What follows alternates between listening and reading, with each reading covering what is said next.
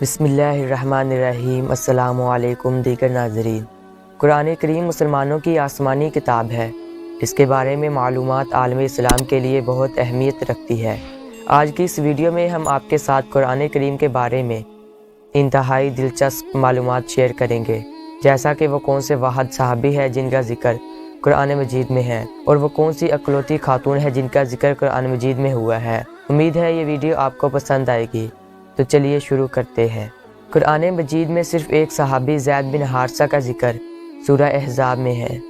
हज़रत ज़ैद बिन हारसा आप सल्लल्लाहु अलैहि वसल्लम के मुँह बोले बेटे थे। आप वो वाहिद गुलाम थे जिन्होंने सबसे पहले इस्लाम कबूल किया।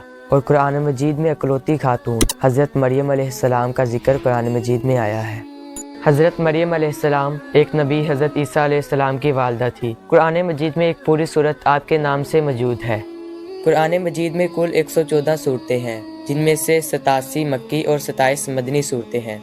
मक्की सूरतें वो हैं जो मक्का में नाजिल हुई, और मदनी सूरतें वो हैं जो मक्का से हिजरत के बाद नाजिल हुई। कुरान मजीद में सबसे लंबी सूरत सूरतुल बकरा है, जिसमें 40 रुकू और 286 आयत है।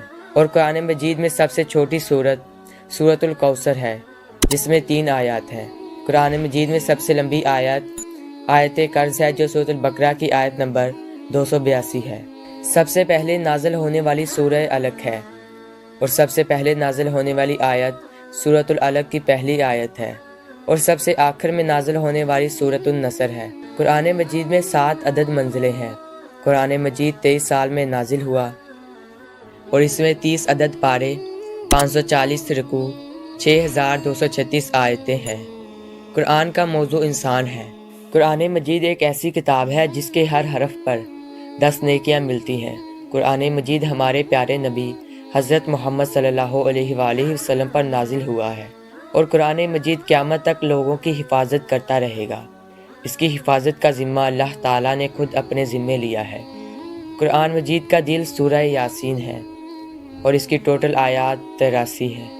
हज़रत मोहम्मद सल्लल्लाहु अलैहि वसल्लम का नाम कुरान पाक में 4 बार आया है।